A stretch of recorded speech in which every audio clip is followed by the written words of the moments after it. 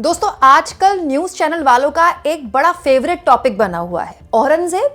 दिन रात सुबह शाम एक चैनल में 3-3 4-4 डिबेट किस पर हो रही है? औरंगजेब पर। फिल्म छावा हिट हुई। विकी कौशल की इस फिल्म ने कई रिकॉर्ड बनाए। विकी कौशल की इस फिल्म में उनकी बहुत तारीफ हो रही, बहुत शानदार एक्टिंग उन्होंने की है। दोस्तों इसके अलावा अक्षय खन्ना की बड़ी तारीफ हो रही है। अक्षय खन्ना इसमें औरंगजेब की भूमिका में और बहुत शानदार उन्होंने भी एक्टिंग की है।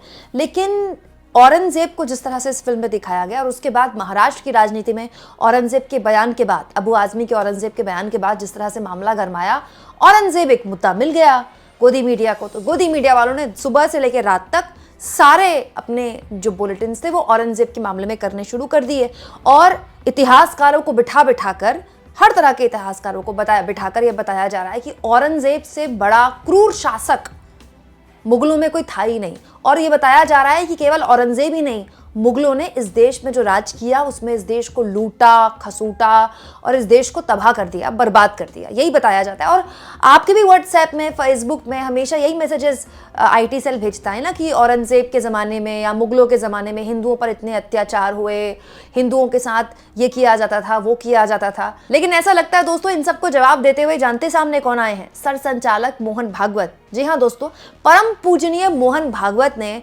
मुगलों को लेकर जो बयान दिया है उसको देखकर भाजपाई जो औरंगजेब पर बड़े तिल मिलाए हुए हैं वो भी, और वो गोदी एंकर जो इन दिनों इतिहासकार बने हुए हैं वो भी, सब बैठकर एकदम से मुंह में दही जमा लेंगे। क्योंकि सरसंचालक मोहन भागवत जो बात बोल रहे हैं और जो नैरेटिव गोदी मीडिया पेश कर रहा है वो तो बिल्कुल अलग अलग है। दोस्तों बात तो ऐसी है कि हमारे देश में हाल के सालों में मौजूदा दौर में बहस ना हो इसके लिए इतिहास पर ही चर्चा होती है।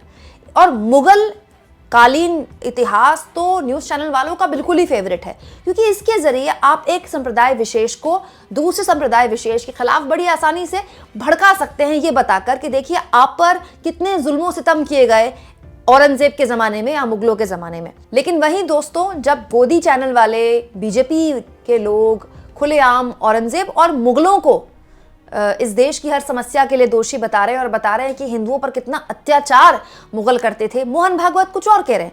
दोस्तों ये खबर मोहन भागवत की 6 मार्च 2023 की है, लेकिन बात पते की है, ये खबर आपको सुननी चाहिए क्योंकि इस खबर में मुगलों के लिए मोहन भागवत क्या कह रहे हैं कि ब्रिटिश शासकों के इस देश पर प्रभुत्व जमाने से पहले हमारी 70% आबादी साक्षर और शिक्षित थी और उस शिक्षा के आधार पर हर कोई अपनी आजीविका कमाने के तरीके ढूंढता था और बेरोजगारी लगभग नगण्य थी। मतलब मोहन भागवत जी कह रहे हैं कि ब्रिटिश काल से पहले हमारे देश में जो साक्षरता दर थी, जो पढ़े लिखे लोगों की संख्या थी वो 70% थी। मतलब 70% हमारी आबादी पढ़ी लिखी थी। किसके? ब्रिटिश काल से पहले। अब दोस्तों ब्रिटिश शासकों से पहले तो मुगलों का ही शासन था, राइट? तो मुगलों के शासन में 70% लोग पढ़े लिखे थे, ये कहने का मतलब है मोहन भागवत का, है ना। और दोस्तों किसी भी समाज में अगर पढ़ाई लिखाई हो रही है, शिक्षा का प्रसार है, लोग शिक्षित हैं, तो बाय डिफॉल्ट उस समाज को उन्नत माना जाता है, क्योंकि शिक्षा एकमात्र तरीका है जिसके जरिए कोई भी समाज, कोई भी इंसान, कोई भी परिवार या फिर कोई भी देश विकसित हो सकता है, आगे बढ़ सकता है, राइट। और मोहन भागवत तो खुद ही बता रहे हैं कि ब्रिटिश काल से पहले तो हमारे देश में 70% आबादी पढ़ी लिखी थी, शिक्षित थी। आगे देखिए वो क्या कहते हैं। आगे उन्होंने कहा उस समय इंग्लैंड में प्रचलित शिक्षा प्रणाली के अनुसार उनकी साक्षरता दर लगभग 17% थी। अंग्रेजों के आने बाद उन्होंने हमारे शिक्षा मॉडल को यहाँ फेंक दिया, लेकिन इसे अपने देश में लागू किया। मतलब वो बेसिकली अंग्रेजों के शिक्षा मॉडल की आलोचना कर रहे हैं मोहन भागवत, लेकिन ये कह रहे हैं कि जब उनके देश में 17% लोग शिक्षित थे तो हमारे देश में 70% लोग शिक्षित थे। अब दोस्तों ये कौन सा ऐतिहासिक प्रमाण यहाँ पर कोट किया है संचालक मोहन भागवत ने, मुझे नहीं पता, लेकिन वो तो परम पूज्य हैं और किसी के लिए हो ना हो लेकिन भाजपाइयों के लिए तो है ना। स्वयं हमारे मोदी जी खुद को संघी बताते हैं और उसमें कोई शर्म की बात नहीं है। और अब तो खुलेआम संघ बताती है, संघ आर्टिकल्स छपवा रही है कि फलाना राज्य हमने जिता दिया, ढिमकाना राज्य हमने जिता दिया, हरियाणा में हमारे इतने स्वयंसेवक, महाराष्ट्र में इतने स्वयंसेवक, दिल्ली में इतने स्वयंसेवक। तो भाजपा और संघ के बीच में क्या रिश्ता है और मुझे ना तो आपको बताने की जरूरत है, ना ही वो कुछ छुपा रिश्ता है। लेकिन आप सोचिए गजब का विरोधाभास। बीजेपी के प्रवक्ताओं के लिए मुगल कालीन इतिहास हमारे देश के इतिहास में एक बददुमा दाग है और औरंगजेब सबसे बड़ा दुश्मन। वहीं दूसरी ओर मोहन भागवत ये कहते हैं कि ब्रिटिश काल से पहले यानी कि मुगल काल में 70% आबादी शिक्षित थी। दोस्तों यहां मैं कहीं भी औरंगजेब की वकालत नहीं कर रही हूं। औरंगजेब कैसा शासक था, क्रूर था, नहीं क्रूर था, उसने कितने हिंदुओं को मरवाया, इस पर आप बहस गोदीमीडिया के भी देख सकते हैं, इतिहासकारों की भी देख सकते हैं। मैंने यहाँ इतिहास की क्लास नहीं लगाई है क्योंकि बात यहाँ पर केवल औरंगजेब की नहीं हो रही है। औरंगजेब के जरिए एक खास नैरेटिव बनाया जा रहा है। इस नैरेटिव में बताया जा रहा है कि जिन्होंने इतने साल हम पर राज किया, हम पर अपना धर्म थोपा, धर्म परिवर्तन करवाया, इतने हिंदू मरवाए, उसके जरिए एक सेंटिमेंट पैदा करने की कोशिश की जा रही है, राइट। और इस सेंटिमेंट पर प्रहार केवल मोहन भागवत नहीं कर रहे हैं, हमारे परम पूज्य प्रधानमंत्री, जी हाँ, यशस्वी प्रधानमंत्री भी कर रहे हैं। दोस्तों प्रधानमंत्री नरेंद्र मोदी अभी कुछ दिन पहले अमीर खुसरो के याद में एक कार्यक्रम थे, वहां गए थे, जहाने खुसरो में प्रधानमंत्री मोदी ने बड़ा अच्छा वक्त बिताया। दोस्तों अमीर खुसरो एक भारत के बहुत ही प्रतिष्ठित सूफी संत हैं और उनके अल्फाज, उनके थॉट्स आज भी पूरे देश में नहीं पूरी दुनिया में बहुत पसंद किए जाते हैं और ये हमारी संस्कृति का हिस्सा है। दोस्तों अमीर खुसरो हमारे उन्नत इतिहास का हिस्सा है। और अभी कुछ दिन पहले, करीब एक हफ्ते पहले, दिल्ली में एक कार्यक्रम आयोजित किया गया, जहाने खुसरो। जरा ये वीडियो देखिए। दोस्तों मोदी जी स्वयं इस कार्यक्रम में गए थे और लगातार उन्होंने इस कार्यक्रम को लेकर कई फोटोज शेयर की, कई वीडियोस शेयर किए। उस कार्यक्रम में इतने मंत्रमुग्ध थे अमीर खुसरो के अल्फाज सुनकर कि प्रधानमंत्री अपने आप को रोक नहीं पाए।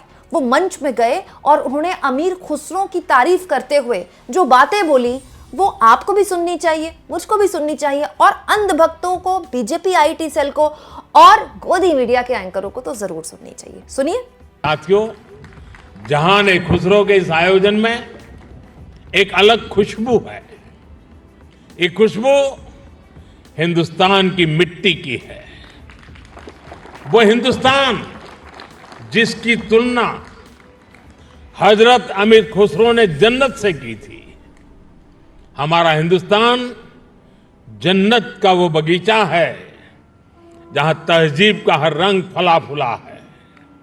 यहां की मिट्टी के मिजाज में ही कुछ खास है।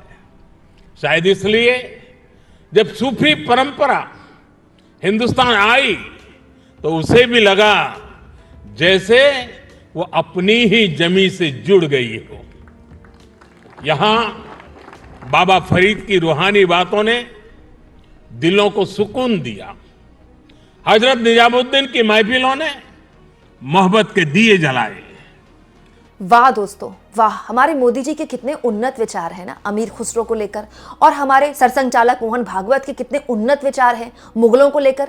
लेकिन ये गोदी मीडिया वाले एंकरों को कौन समझाए? बीजेपी आईटी सेल वाले न तो सरसंघचालक मोहन भागवत की सुनने को राजी हैं और हमारे मोदी जी को तो लगता है बिल्कुल गोदी मीडिया वालों ने सुनना ही छोड़ दिया। दोस्तों विरोधाभास देखिए, अंधभक्तों को गरियाना भी, गालियां भी बकनी है किसको? मुगलों को, है ना। लेकिन सोना भी किसका चाहिए? मुगलों का। छावा फिल्म आई है जो विकी कौशल की, उसमें एक सीन में दिखाया गया है कि मध्य प्रदेश के बुरहानपुर में मुगल कालीन एक किला है असीरगढ़ किले के पास सोना दबाने की एक सीन दिखाया गया है उसमें, जिसमें बताया गया कि मराठाओं से सोना छीनकर, मराठाओं से सोना लूटकर यहाँ मुगलों ने सोना छिपाया। जानते वहाँ क्या हुआ? वहाँ लोगों ने भीड़ लगा दी, हाथों से खुदाई करनी शुरू कर दी।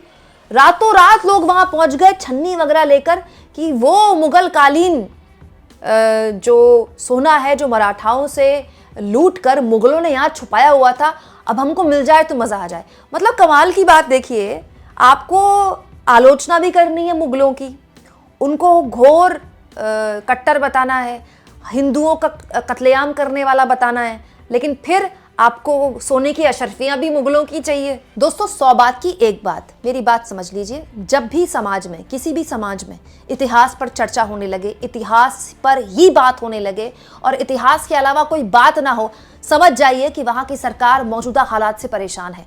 वर्तमान में देश के हालात बिल्कुल ठीक नहीं है। शेयर मार्केट अपने 30 साल के सबसे बड़े रिकॉर्ड स्तर में नीचे जा रहा है और जो हाल ट्रंप भारत की अर्थव्यवस्था का कर रहे हैं, बार बार टैरिफ की धमकी देकर, अगर ये शेयर मार्केट और भी डूबे तो इसमें किसी को कोई हैरानी नहीं होगी। अर्थव्यवस्था की हालत यह है कि भारत सरकार का आंकड़ा खुद कहता है, भारत सरकार का अनुमान खुद कह रहा है कि हम 8% की जीडीपी से ग्रो नहीं कर सकते, और अगर हम 8% की जीडीपी से ग्रो नहीं कर सकते तो हम विकसित भारत का सपना जो मोदी जी साल 2047 का दिखा रहे हैं वो भी मोदी जी का 15 लाख वाला जुमला बन के रह जाएगा।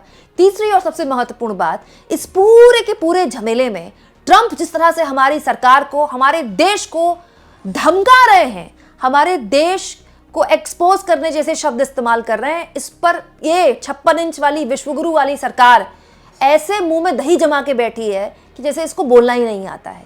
तो सरकार को पता है दोस्तों कि ये सारी चीजें अगर खुल गई, इन पर बहस होनी शुरू हो गई तो सरकार की हो जाएगी हालत खराब। इसीलिए कभी औरंगजेब पर बहस कर लीजिए, कभी मुगलों पर बहस कर लीजिए, कभी फलाने मंदिर पर बहस कर लीजिए, कभी ढिमकाने मस्जिद पर बहस कर लीजिए। बहस करने के लिए, हेडलाइन देने के लिए मटेरियल की कमी नहीं है, बस आपको अपनी बुद्धि का इस्तेमाल करना है। ठीक वैसे ही जैसे मोहन भागवत कर रहे हैं, प्रधानमंत्री मोदी कर रहे हैं। अरे हमारी नहीं सुन रहे अंधभक्त, कम से कम इन दोनों की तो सुन ले। आपको क्या लगता है दोस्तों, कमेंट बॉक्स में जरूर लिखें, और जितना हो सके चैनल को शेयर करें, सब्सक्राइब करें, और थैंक्स और ज्वाइन, ये 2 ऑप्शन है जिसके जरिए आर्थिक तौर पर भी आप चैनल के हाथ मजबूत कर सकते हैं।